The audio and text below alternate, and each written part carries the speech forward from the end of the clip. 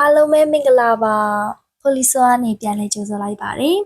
ဒီတစ်ခါမှလည်းဆရာဆန်းကျော်စာဝင်ရဲ့စိတ်သက်ကွန်းဆိုတဲ့ကြပြစာအုပ်ထဲကစတုံးဖြူဖြူစပယ်ဖွေးဖွေးဆိုတဲ့ကြပြလှလှလေးကိုပြဖတ်ပေးသွားကြပါမယ်နားဆင်ပေးကြပါဦး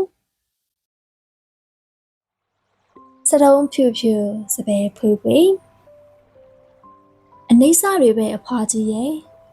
ရုံရွလာတဲ့ခန္ဓာမှာအကောင်းတိုင်းကြံတာမဲအိုအပေါ်ထားတဲ့မေတ္တာနဲ့အယိုးပိတ်လက်ထဲစုပ်ထားတဲ့သစ္စာပဲရှိတယ်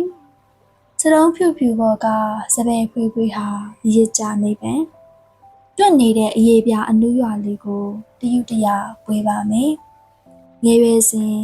တယောက်ကတယောက်အားကိုလို့ဘဝလမ်းကိုဖြတ်ခဲ့ပြီးမို့အိုမင်းချိန်မှာတယောက်ကတယောက်အားပြုလို့ဘဝအသစ်ကိုကူချစို့ရင်းနှွေးအိုးတဲ့ပေးတယ်လို့တေအိုလဲတဲ့ပေးမယ်တာဝေးစင်တူစိတ်ပတိစင်တူမြင်ပြီးအဖိုးကရိုမန်တစ်ဆန်းလာကြည်လားတဲ့မြင့်အငယ်ဆုံးလေးပြောတော့အေးတွတ်နေတဲ့အဖွားကြီးပါပြင်ရဲရဲအယိုးပေါ်လက်သီးဆုံးနဲ့အရေးတင်ကြောကိုတပုံပုံထူတယ်စေဘူးလေးစင်တူတလို့တေဘူးလေးစင်တူအန်ကက်အတုမစားနားကြကရိယာပုအထီစင်တူအဖွားကြီးချောင်းဆိုးတဲ့အခါ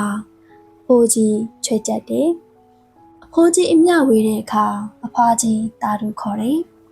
တယောက်တည်းမတန်တော့လို့နှစ်ယောက်အားနဲ့လွန့်စေတဲ့ကျေးစီတန်တွေစံပြုတ်ထဲကကြသားပတ်လေတစ်ဖက်ကိုတစ်ဖက်ကဇွန်းနဲ့တွန်းပိုးမိတာလေအရွယ်လွန်မြစ်တာတွေဘဝတန်တရားမှာတပူထားတဲ့စိုက်ဖို့တယောက်ပူပေါင်းနဲ့တယောက်ကတန်းငွေဖြေလို့ပြန်တန်းကြောင်းအဖားကြီးလင်းဖို့အဖိုးကြီးညှိပေးတဲ့မိတွေ